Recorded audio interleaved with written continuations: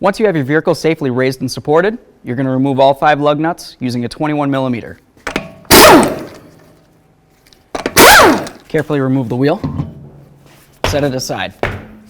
The next thing we're going to do is remove the sway bar link from right here. If you use an 18 millimeter wrench, you can come right inside the backside there and grab onto that, and then an 18 millimeter socket, and remove these two.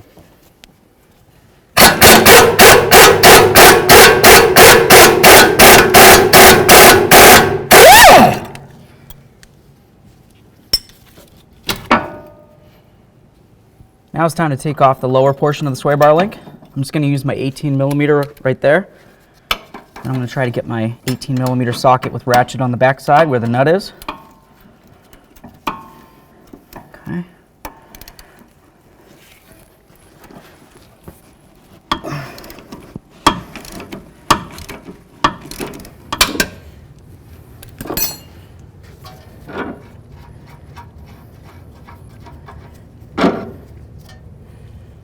Awesome. Let's get the sway bar link in here.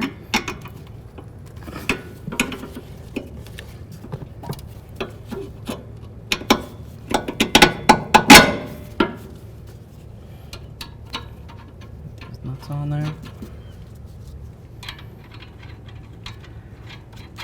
Okay, now let's bottom these out. Use your 18 millimeter right there. 18 millimeter on this side as well. Snug them up.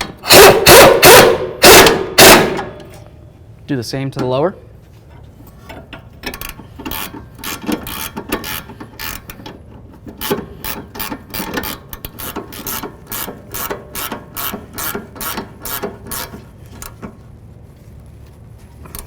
Let's torque this to 85 foot-pounds. Do the same to the lower one, if possible. If it's not possible, just take your 18 millimeter wrench and give it a couple bonks with your rubber mallet so it's nice and snug. Let's get the wheel back up on here.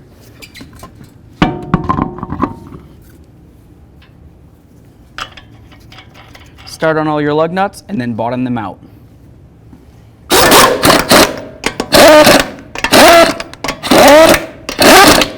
Now we're going to bring this down and torque it to manufacturer's specifications. Now with the vehicle's wheel touching the ground, but most of the weight of the vehicle off of it, we're going to torque these in a star pattern to 100 foot-pounds.